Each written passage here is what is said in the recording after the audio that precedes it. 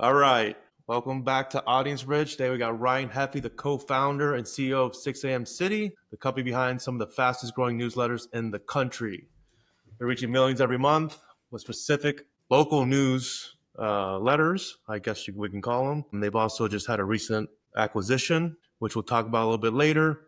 And Ryan, excited to have this chat. How you doing? Awesome. Great to be here with you, Chris. Awesome. So we'll just start off with a little bit about how you guys scaled the business from kind of beginning to now, kind of like the apparatus, we could say. So if we start there, how are you able to scale 6am City while keeping each local newsletter, truly local, having that feeling of a local newsletter, possibly voice, any of that stuff, as you're expanding? Yeah, when we started the company back in 2016, it was a product innovation of a legacy print media company that didn't have a digital footprint yet and always wanted to be in multiple cities, but print was so expensive to scale into multiple markets. And there was also recessionary things that happened back in the 2000s that prevented the print product from growing. In 2016, my business partner, Ryan Johnson, and I were involved in some leadership things locally in Greenville, South Carolina. And he said, hey, help me come over and help me figure out how to do this newsletter thing. The Skim is doing this. They're curating content and sharing in a conversational tone. And this guy, Ted Williams, up in Charlotte, he's got this thing called the Charlotte Agenda. Can we do that here in Greenville? And so I came on board. Between February of 16 and July of 16, we pre-sold about $500,000 of advertising on the back of the legacy print product to launch a newsletter. At the time, the reason that Ryan Johnston, my business partner, brought me to the table was because I brought an engineering background. I came from Lean Six Sigma quality systems, like how do we do this in the most efficient possible manner, to a legacy print product. And so we went and said, how can you do this with the fewest amount of people, maintaining the quality and consistency of the content at scale? And so we started building. And from the very beginning, we built a playbook. And in the beginning, that playbook became one 3-ring binder, then 2 3-ring binders, and 4 3-ring binders. And over the year, we moved that into a platform called Trainual. And now we have an entirely digital playbook for how we built the business. Everything from how we do our audience development, produce our content, and HR policies, like everything under the sun that we do. All your SOPs, everything. Yeah, everything lives in that ecosystem, and that helps us now to onboard staff faster than ever before, get them up to speed, whether that's selling or creating content or on the revenue fulfillment side, everyone knows and follows the same processes. That allows us to also be decentralized so we can scale up cities across America without ever going there. I mean, I've not been to the majority of the cities that we operate in ever, but I don't need to. We rely on staff that we know how to acquire in those markets that fit, the mold of the business. And then we layer in those training procedures to get them up to speed. And so when Greenville started in 16, we were a product innovation, a community journals publishing company. We proved that we could duplicate the model into Second City. And then we launched 3 more and then more and got an infusion of capital along the way, and have scaled that core model now to 31 US markets.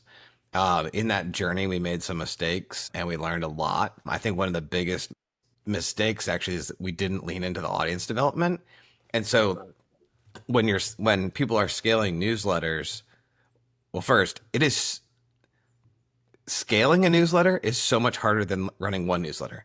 Like Morning Brew compared to us, or 1440 compared to us, or the Skim or Axios initially, like right. You have one newsletter, one list, one product. Right. You're only putting out one a day. I mean, we're doing, 30 different newsletters every single day. And there's a order of operations that I think not everyone understands, is that one, we found product market fit with the product in one city. So we know how to take that to multiple markets. But then you want to make money and launch new markets. Well, what does it cost to launch that new market? And then which things do you do first? And we initially scaled by hiring the people first, putting out the product that we knew people wanted. And then we followed it. Well, actually, we hired the salespeople first, and then we followed it with audience development.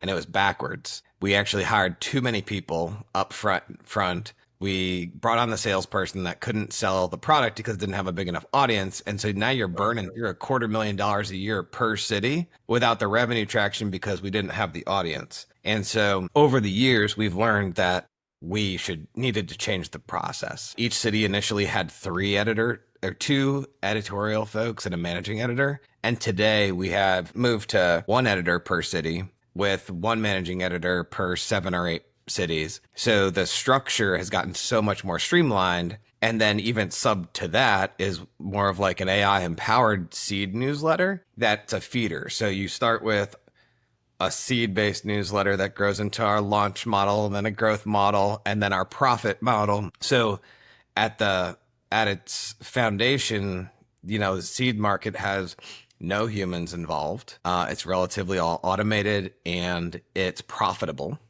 but it can only go up so high. It's got a Right. threshold. On the high end, the profit markets do, over $1 million a year against, a very small staff as a full-time editor, a full-time salesperson, and some additional overhead, but those are super profitable markets. And then there's a linear scale in there. So the journey really becomes picking and getting into all these cities, growing that audience, allowing the revenue to mature against that, and then adding a human and recognizing those points.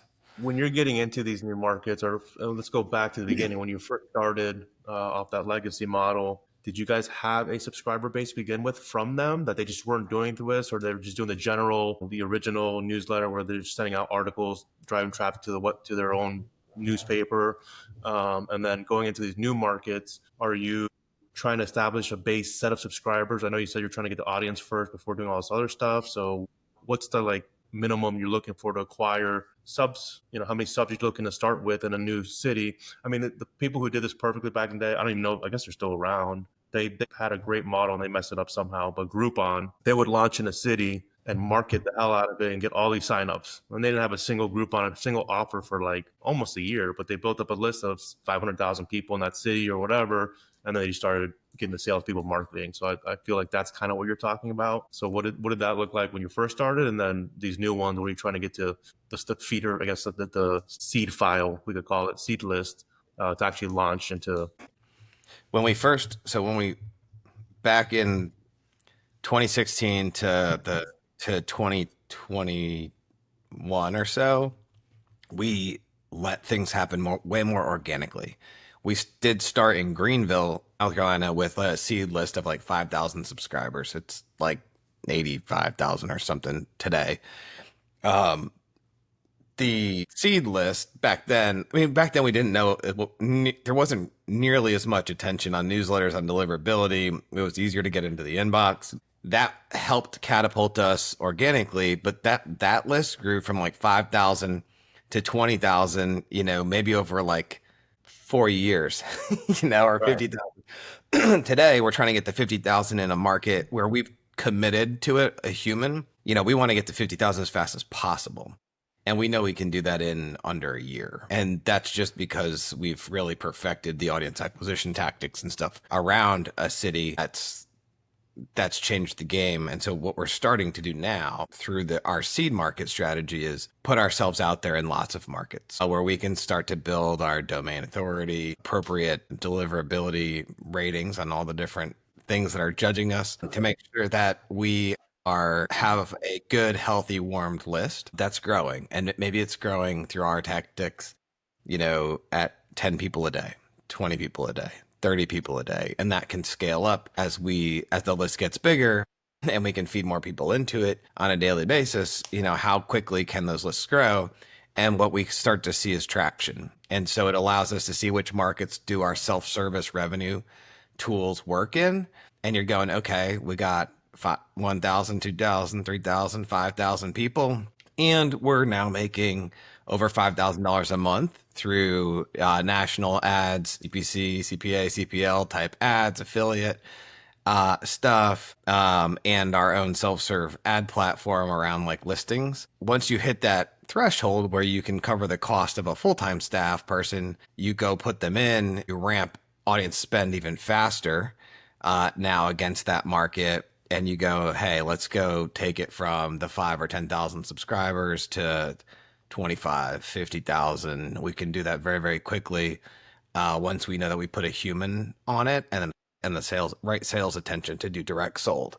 because the margins on direct sold in a local market are way higher. Typically, you're dealing with a less sophisticated buyer and folks who are also more interested in like brand based advertising in the community. It's like the brands that are on the back of the race jerseys for the local 5K, right? They want to be part of the community. And so they pay a much higher CPM, flat rate against an audience. So it's just stair steps, but now today it's all about that list health and the audience in the net new markets, pairing that with sales traction that then says add a staff person. So we're able to actually operate day one profitably in any market in the country. And we can spin them up pretty fast. We've really perfected the launch process and have leveraged a lot of automation tools to support the growth, the content, the production process, the revenue fulfillment. Like we've got that stuff dialed in so well now. But we're 10 years in to this journey and learning about newsletters that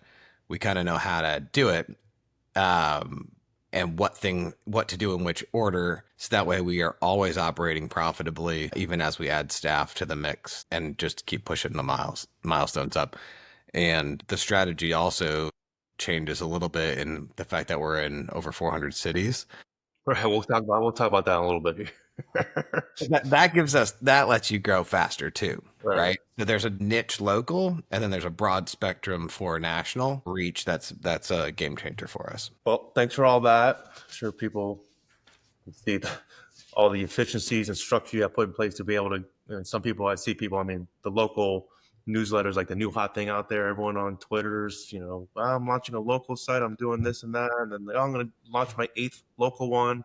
And it's like one person. I'm like, I don't know how this one person is going to be doing 8 local ones by themselves. Can they really, provide that value to each of their audiences? I don't know, but it's amazing how you guys have been able to put that all together.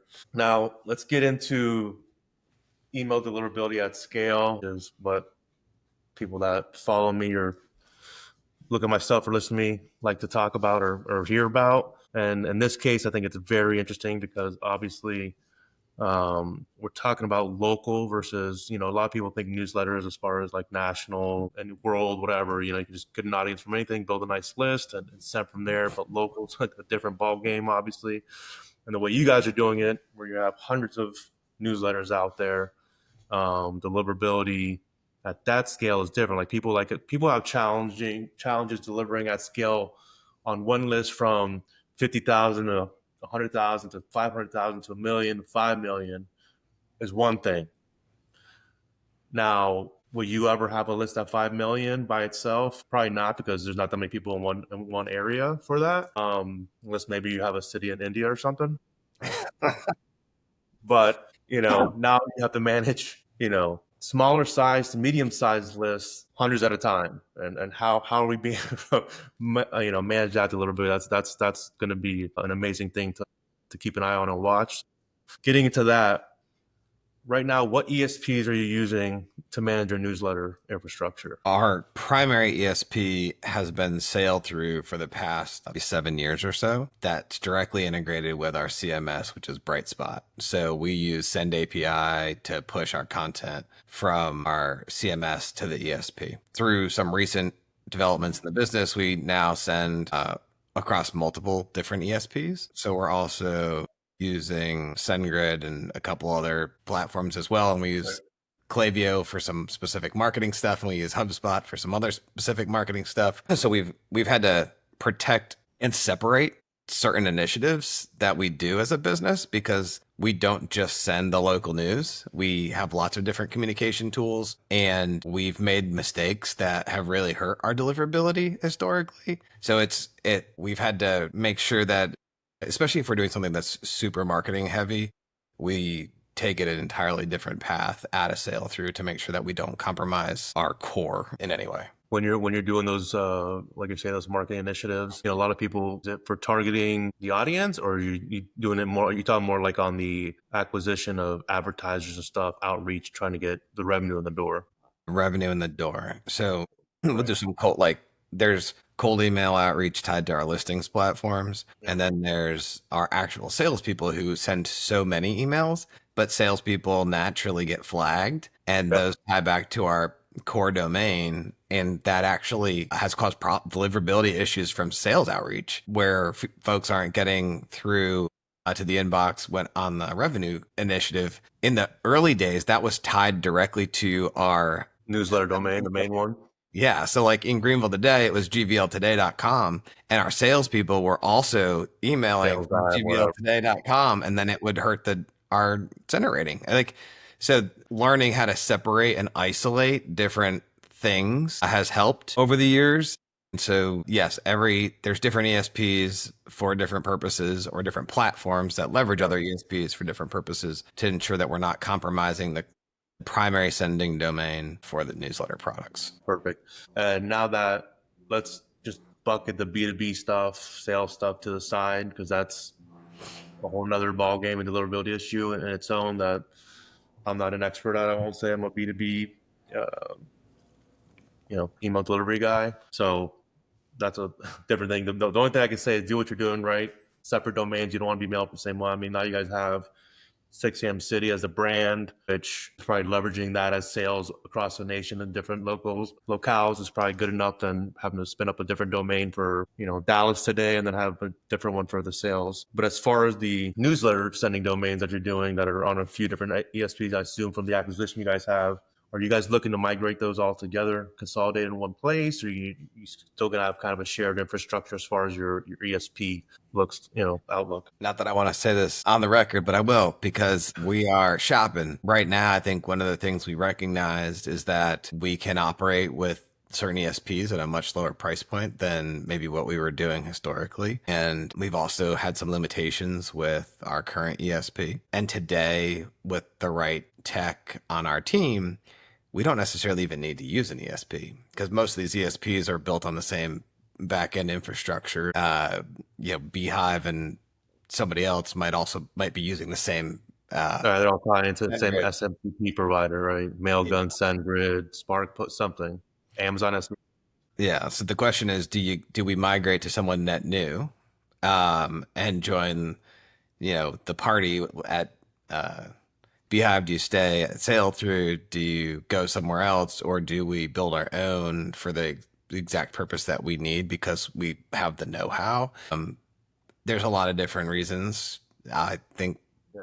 for all of those decisions. And, is it more risky not knowing that we may or may not be on a shared IP or dedicate? It's hard when things are outside your control. Like we believe the ESPs that we're working with. Right. We think we believe them, but sometimes there's we've had a lot of weird things happen over the years with different ESPs that lead us to question the true. You're not the only one. You're in the good sending pool. Well, yeah, well, nothing's happening here for me. Yeah. And then they move you somewhere else and you're automatically doing good. You're like, I don't know. They're saying, oh no, it's your list. Your list is terrible. It's bad data. And then you move it to another ESP and all of a sudden you're freaking skyrocketing again. So I guess we could safe to say ideally you'd want to have a single ESP/infrastructure for everything, obviously, for one, insights, and two, reduce costs. Obviously, if you're the direct tied to either the SMTP, I mean, I don't know if you want to go all the way down to buying your own IP pools and stuff. MTA setting, setting up your own MTA infrastructure is probably, a whole other animal. But at least using SMTP so you can see all the insights of what's happening with your IP addresses and all the deliverability metrics by domain and everything, then that's probably what you would like to see happen. Now it's get together in a cost-effective, timely manner. We may still keep two to have, and I think you talk about this, where you have your primary sending list, and then there might be a secondary list. That's the less engaged or re-engagement campaigns or things that kind of separate out. And those may be parsed between ESPs or between lists to make sure that we don't compromise the core. Your highly engaged subs. That being said, we obviously know that we're kind of spread out and you had your, how many core 31 core markets on Sale Through right now. And then you have hundreds of your C to next stage. So we're talking about 300 to 400, I don't know, 500 different newsletters. How in the world are you able to see and manage all the deliverability on that, especially if you're on different ESPs? Automation primarily that lets us know when things are going sideways. So proprietary developed flags. Now, that's more coming with the acquisition than it is our history. 31 domains. The team actually does have automations that show us postmaster outputs and stuff to see where things stand on a daily basis if things are moving. However, that's not perfect. Right. And Well, can be it's improved. delayed. Yeah, it's delayed. The biggest problem is like shit. What did we do 3 days I was ago? just high yesterday. Yeah, It I don't shows know what it, happened. it shows it from the 20th, and today's the 24th, and now it shows medium. Yeah, and then it's trying to reverse engineer what happened to cause those issues. We've gotten pretty good at it because we had to in the recent past, but over the past 5 years, as we scaled, we let things slip through the cracks here and there. And we definitely didn't do ourselves a favor from deliverability in certain lists where we might have unintentionally sent to the whole entire list a couple of times or something that, I or we tell sent, everyone, I yeah, tell everyone, no matter who you are, if you've been sending out emails, you've sent to the entire list on a oopsie mistake at least once. And there's yeah. other, that's why I tell people when you're growing your list, if people aren't activating, engaging, just purge them, delete them from the list because they're never going to come back. They're not going to activate and come back. They resubscribe at a later date and you try to activate again. But the worst thing to do is have this bloated file of 100,000 people that have never engaged with you. And then all of a sudden, you select the wrong segment or the whole list gets sent out and now you just blasted 50% more people than you normally would of unengaged people, and then your metric and then you'll start getting blocked and your stunning domain reputation goes down. So, We've done it and because our lists are not hundreds of thousands a piece, especially if we're starting a newer market and we've only got 5,000, 10,000, 20,000 subscribers, and you make that mistake or you make it twice, or you do what some people do is they sell a dedicated send to an advertiser and then they send it from that same sending domain, or instead of a separate marketing list or something, they send it to their core and everyone reports it as spam. And then you've gotten actual complaints that then hurt your deliverability. So we've learned to kind of separate and segment out our marketing efforts, or yep. we do dedicated sends, which we do very infrequently because of what it does to your reputation. But yeah, we do make some mistakes. The biggest mistake I think we ever made that was negatively impactful is we actually sent newsletters to the wrong city. So when you send one city's content to an entirely Right. different city's content, it actually got a lot of subscribers, which was odd because it's kind of a nearby city. But at the same time, it got a ton of spam. On, oh, Unsubscribe, unsubscribe. spam. Yeah, we just got This isn't my city. it was pretty. It was. We were able to laugh at it, but it did actually affect deliverability. Were you able to get those old subscribers back to resubscribe to the other lists? Yeah, we had to go do a re-engagement campaign and let them know because a lot of people fully unsubscribed. So it was a cluster, and so now we still have some issues like that from time to time where people are unsubscribing from all of the lists because of how they can do that with the big. Sometimes you get like the banner or the unsubscribe at the Right. top of Right. your Gmail. It's like now you're all of a sudden out of all of the lists, not just Yeah. one or the other. We also learned that like frequency made a big difference. And still, like sending once a week versus daily, or the timing and when we send welcome emails and stuff, there's a lot of different like triggers that have been negative for deliverability versus having a set fixed cadence. The same thing happens every single day at in a window, and that repeatability clearly makes some difference for Yeah, for Google and the ISPs want to see consistency, period. Consistency and frequency of when things are getting sent, and it can be the day of the week, how many times a day, and then on top of that, the consistency of the volume. Like they don't just want to see you at 1,000 send, and then the next day send 100,000. That just blows it up. They're like, well, that's not normal, right? So they want to see it growing over time. They'll see you can have a little spike here because you had like you know a big marketing push you did, and you acquired a bunch of people, but then they want to see it come back down to where you're like slowly growing. And they don't want to see this big thing after another. It'll kill your deliverability. credit card fraud detection, like where it's like this doesn't look normal, declines. You just spent $2,500 at Carvel. I don't know if that's going to work out. Yeah. I do want to share my audience. So the first time uh, I met Ryan and personally talked, he said I mean, now he's actually pretty knowledgeable in the deliverability side of things, where he wasn't. He said he just finished going through months of like a deep dive into deliverability because of all these issues he's talking about that he dealt with.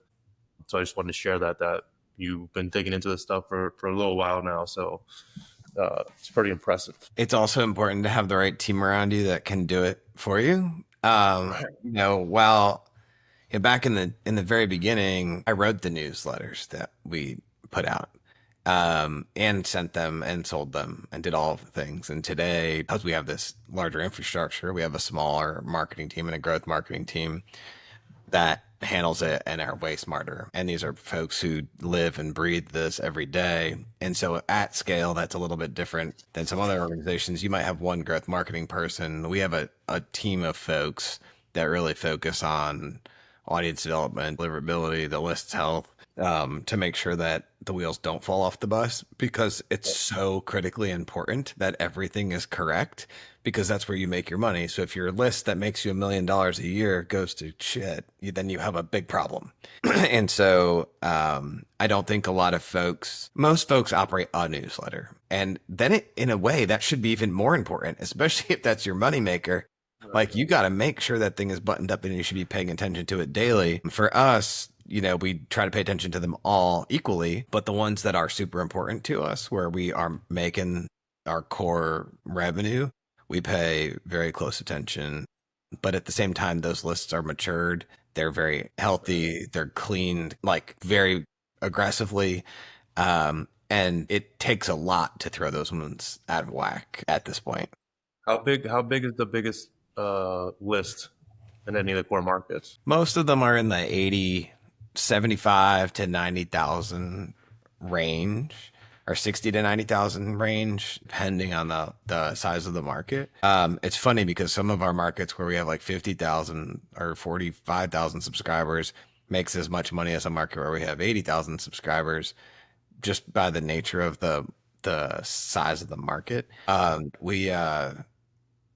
Yeah, I mean, most of them are in that 60 to 80 range for the most What do you part. think? What do you think the biggest audience you'll be able to get to in a core market? I mean, obviously, if you're like, I mean, it's probably one of the hardest ones, like New York City.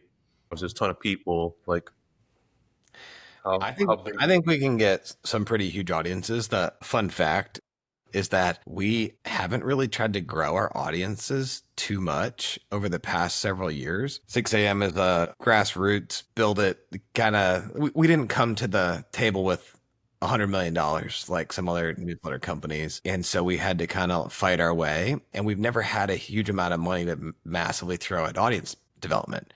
So we had to be pretty scrappy. And as the lists grew in a lot of our markets that are, closer to $1 million in annual revenue, once they got to 70, 60, 70, 75,000 subscribers, it was doing that revenue consistently. So we didn't need to necessarily reinvest much more other than backfilling the churn. Right. And then we could redeploy that capital to a net new market. So I think what you'll see from us going forward here is that we're going to actually lean back into those core markets, recognizing that there is actually incremental revenue to push that number up. So we can increase rates on our rate cards in those markets too. But we're back pretty aggressively right now, working to grow audience in all of our cities, both core and seed markets, to take it to that next threshold. So the goal is, can we start to top out some of these markets where we just can't get any larger, and see what the ultimate pinnacle is in these cities. What's the average churn in local markets? It's pretty low, like 2% on a monthly basis. That's great. National and stuff, 5%. I know some that are 10%. Yeah, I mean, it's usually in the 1 to 2. It depends on the list, but it's pretty healthy. I don't think people understand what that means sometimes. Like, if you have a list of 100,000 people and you churn out 2% every month, that's 2,000 people. And if it Right. costs you $1 a subscriber, that means you have to spend $2,000 a month not to lose any subscribers. So a lot of these people are thinking they're going to grow and grow really quick. You always are like, there's a net new and a backfill. Like, We just had a call. We just had a conversation with someone the other day, and he's like, "Oh, I'm trying to do the math. So I have 100,000 people, and I have a 10% churn. and it's cost me $3 per subscriber. That's $30,000. Yeah. I'm like, yeah, that's $30,000 to stay where you're at. You're not even growing. Yeah. You probably have to be spending $40,000, $50,000 if you want to see growth. Yeah. So Or yeah, people don't.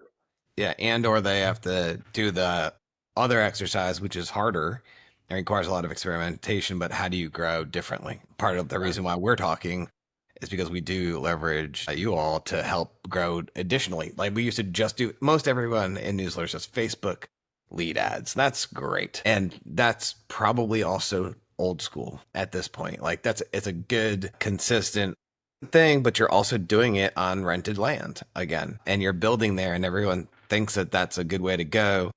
There's referral and all this other stuff that's out there, but it doesn't go fast enough. Like if you have 10,000 subscribers and you're turning 10%, you're not gonna backfill that many organically. It's just not gonna happen. You need to be spending cash. Let's see here. We talked. You probably already broke on this. Is like, how are you guys breaking down your sending domains, the sending infrastructure? I'm going to say it's by geography or by market, and then each one has their own sending domain, and then like you said, I guess each market also has probably multiple sending domains depending on the activity that they're pushing out. Is that basically the setup? Yeah, most of our core business operation operates under the samcity.com domain structure for leadership, for sales, for core like internal sales, our direct sales.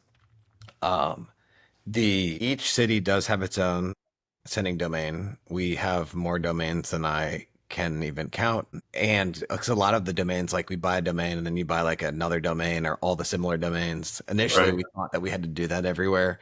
We don't do that anymore because it's not necessary, but we would buy like all 10 of the different domains in a market, or like .com, .co, .whatever. Now you have like .everything. Right. So we buy what we want, and each city does have its own. We have a couple cities that have gone through a couple where we've had issues and had to like actually replace the domain, the setting domain, because our reputation got so bad for a variety of reasons. Either we set it up wrong from the beginning, or we had some attack, or we sent The whole list.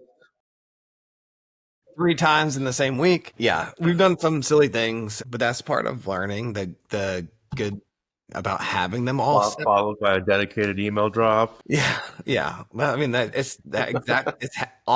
all those things have happened, and so by them being all separate, it in a way isolates them from each other, which is good. So if we have one city go down or have an issue, it's not impacting all. We've always debated back to the very beginning of time is like, do you just put them all under one umbrella somehow? And would that have been better? And today, to make that infrastructure change is more than we would want to do. But we did always debate whether or not having all of the cities under one domain was the right way to go. But ultimately, the risk assessment said, hey, if everything's there, and we sending wise, you guys are more covered having a unique domain per market. yeah, For sure. It makes a lot more work. Yes. But you got the engineering background, the people in place to help you get there. That's right.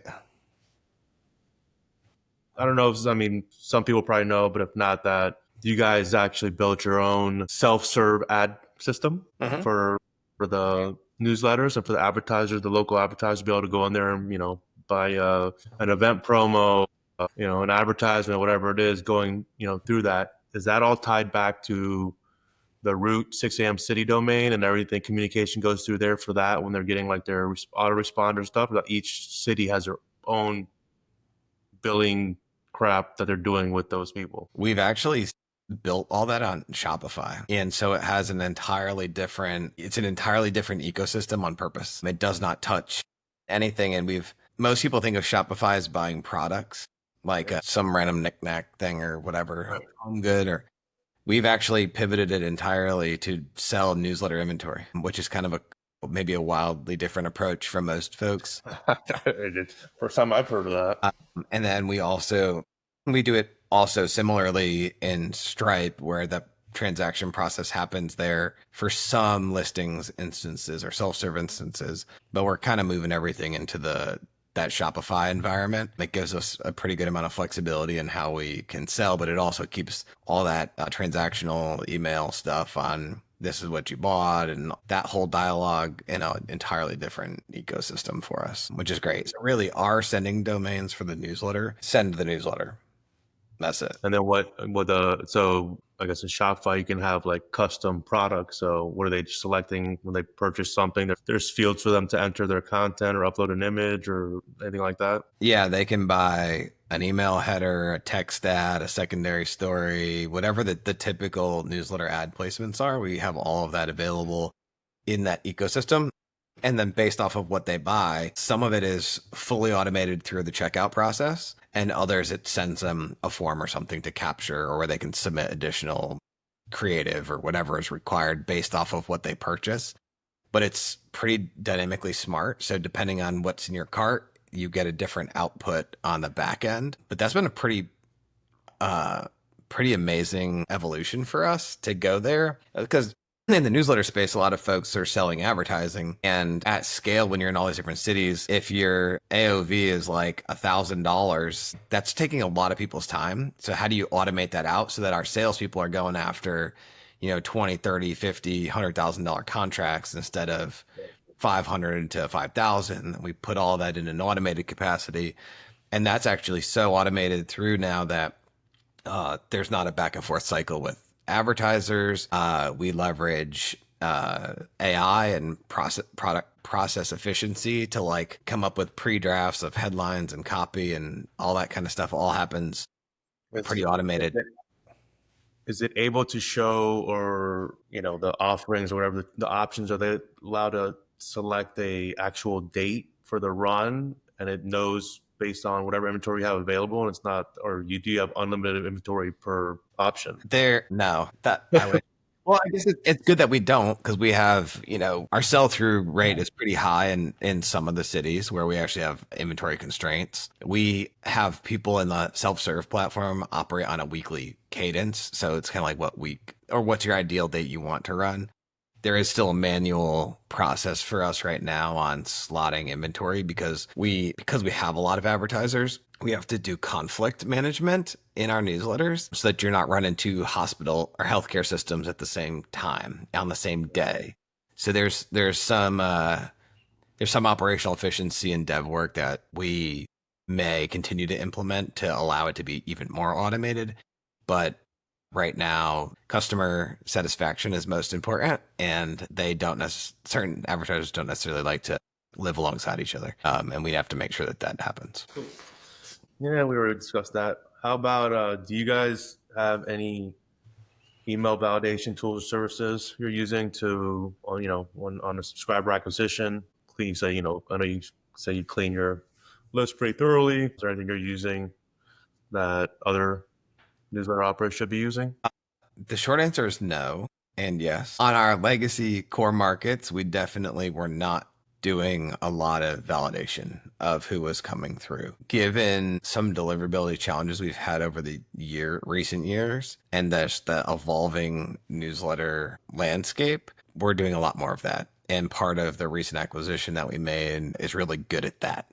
And so we're bringing new tools to the table, and transparently, I'm not well versed in all of them yet. But we have a process where we can now run each individual subscriber through and check and make sure that they're not a bot, they're not a Spam trap or some other emails or like just a number, like it's 1238724 at blah blah blah. Right. We get some stuff like that. We're pretty good at actually parsing most of that out of the system on our own with workflows that we've set up to take obvious crap out of the list. And then our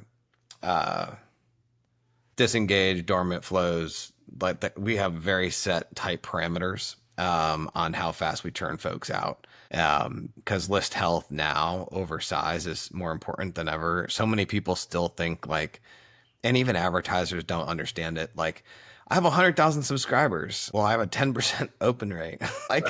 That is not doing anybody any favors, especially the one sending the email. Keeping your list clean and and healthy, and having 60% or greater open rates, if you can even count open rate as a metric anymore. But being able to see that you have a large portion of your audience, very large portion of your audience, is actively engaged in your product, is far more important than having a larger number. And advertisers can see through it.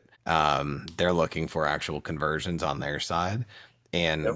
we're very proud of our list health today, and that it yields the results that gets advertisers to make a repeat buy. Now, anyone can get them in the door once. Can you get Yep. them in the door twice? And that has a lot to do with your deliverability, because if your deliverability sucks, then your open rate and click-through rates are going to be whack. And so it's all goes back to this list health. And that's been a huge, huge focus for us as a business, especially in this past year or two, to make sure that we're, kind of setting the standard for performance, specifically as it relates to the advertisers. That's your ultimate measure of success.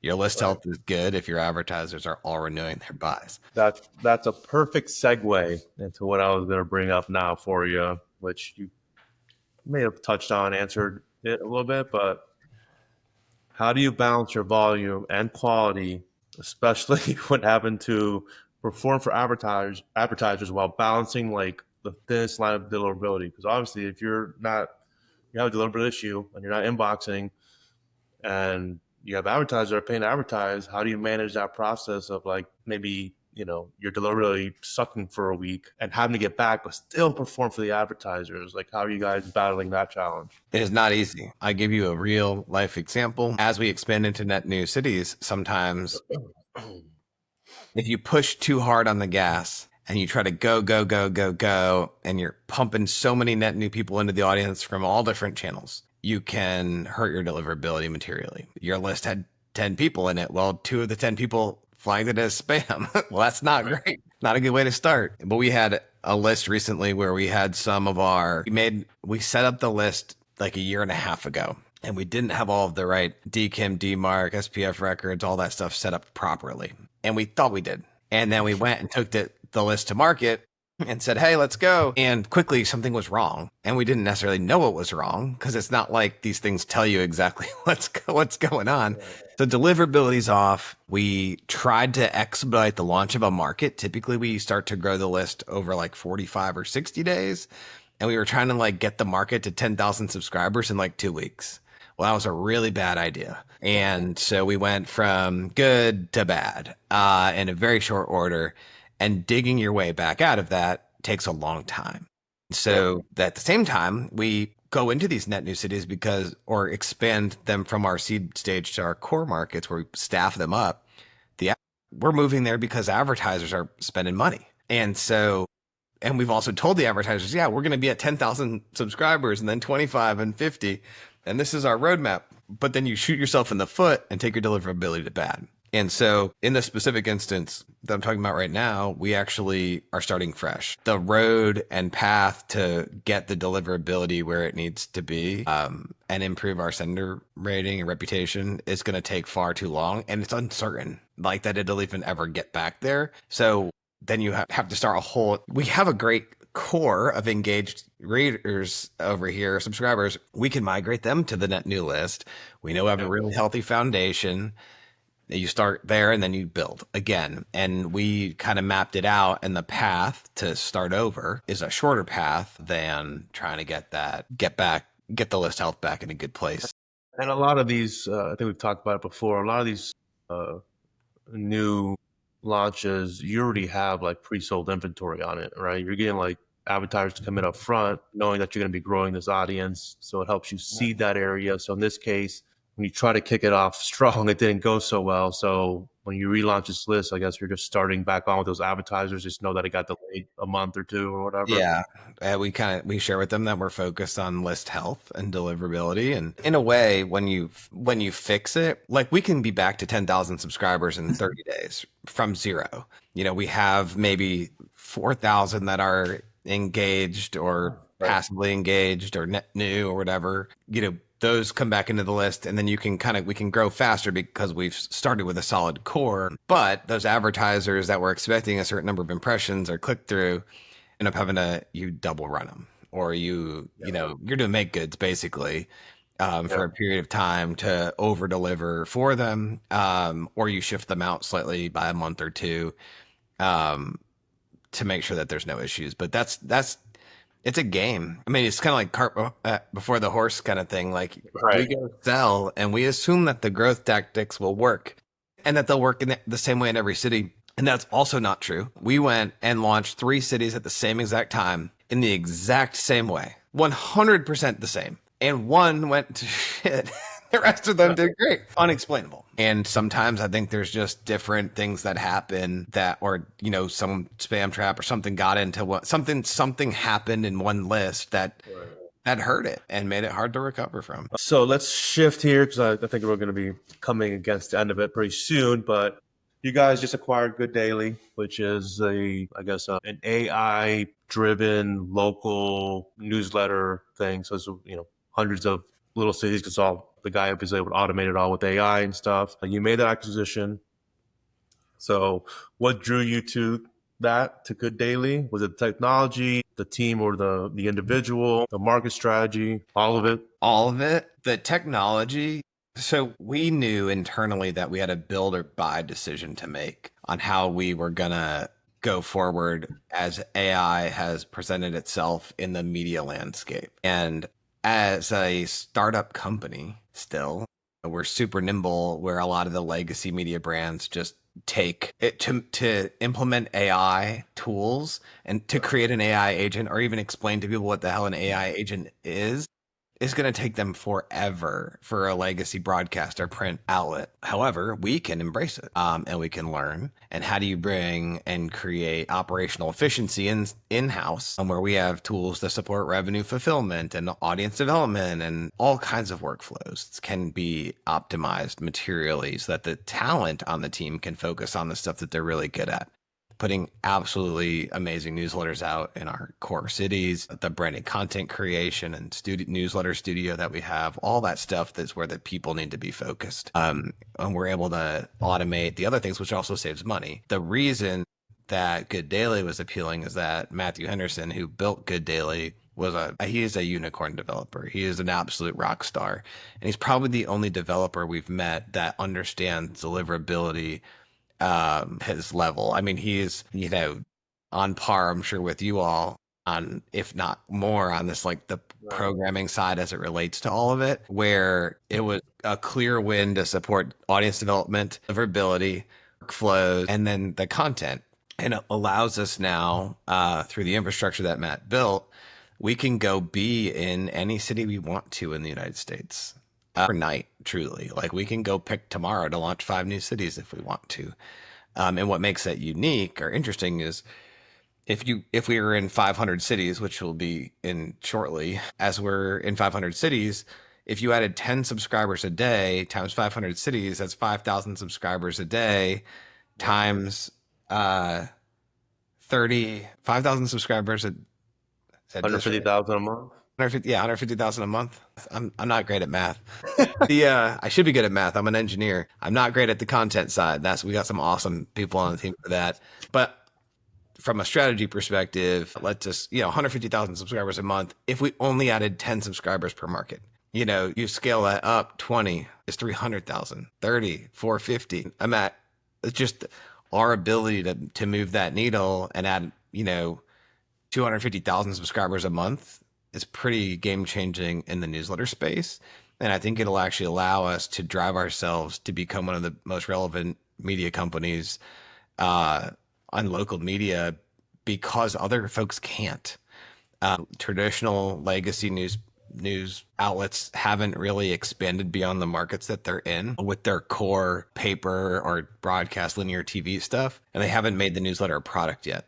We're so far ahead of folks in that regard that I think we're positioned really, really well to thrive here as we go forward and then take that content and redistribute it in other ways as we go forward. But yeah, it's been pretty cool to bring Good Daily on board. And I think folks will be impressed with what they see that product evolve into to kind of take on the editorial standards of our Core 6am product, on the audience development that we're going to do, and on some of the interesting tech infrastructure that we are going to continue to build to support all local outlets. As far as I think I read, could be wrong, but with Good Daily, they're out they're across a bunch of like smaller markets, right? Local, like I mean local, like not like a big city. It's not going to be Dallas or you know whatever other ones that you guys have. Maybe not even Greenville. They're like smaller towns. How do you see that? Is that like an opportunity that you're looking that could help the overall, or is it more using that infrastructure and that concept to go to the bigger cities like that? It will work in all markets, big or small. Matt's approach was brilliant and is brilliant in that it's targeting tier 2, tier 3, tier 4 cities in the US that have smaller populations but lack a media presence in a lot of ways. And because we source content from lots of different places, it allows us to bring a product to market. And in absence of other media, it becomes the source. And as the source, you get better engagement and gives you better deliverability. And then it lets you convert the sales. And so we look at it as we're planting seeds in these markets. We'll see which ones grow the fastest, what their potential is, how big can they get, and then when do we apply the human layer on it. And so we can go, we're in 400 and some of the cities right now. We'll be at 500 relatively quickly, 6, 7, 8, 1,000. There's a lot of opportunity. We also can look at the big cities as multiple. We don't have to just say we're in New York. We can be in Queens and Brooklyn and New York. And so there's maybe a roll up opportunity too of larger areas that might make sense or support our ad sales side where we can sell a whole entire region from an ad perspective against 250,000 subscribers instead of just selling one city for 60 to 80,000 subscribers. Awesome. All right. Well, let's get this towards the end here. I know we're coming, like I said, against it. Been a good talk here, but I'm sure you have other things to do, like build some more furniture. That's right. A few just fun questions here is what's the favorite city you've launched? I'm going to use this opportunity as a PR play for Greenville, South Carolina.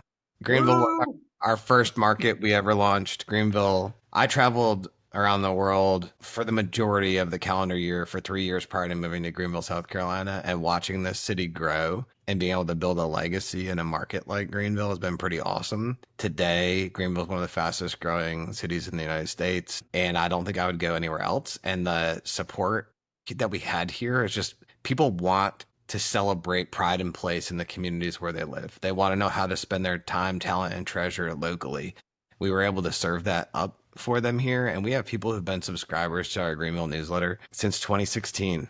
And they're still subscribers to our newsletter today. And the advertisers too have rode along and grown and expanded their budgets and spend with us. So it's really cool to see what the potential is. And now how can we get all these other cities to follow along and mature and grow from seed through launch growth and become a core newsletter, profitable newsletter for us. And so journey's been awesome. Greenville's my go-to. All right. The as far as those core cities like that, are you guys doing any event-based stuff locally with the community? We don't do events. We've tried events in the past.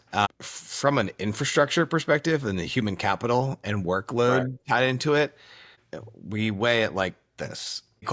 Let's say it costs $1 on average to get a subscriber. If we're going to go spend $1,000 on a pop-up tent and some other swag and stuff that we're going to bring out there, now we're in it for $2,000 plus people's time. Could I have gone and sunk that money elsewhere and picked up 2,000 subscribers? That's probably a lot more important than the event, unless the event's monetized. And we have other ways to monetize events and things that it doesn't require us to be materially involved.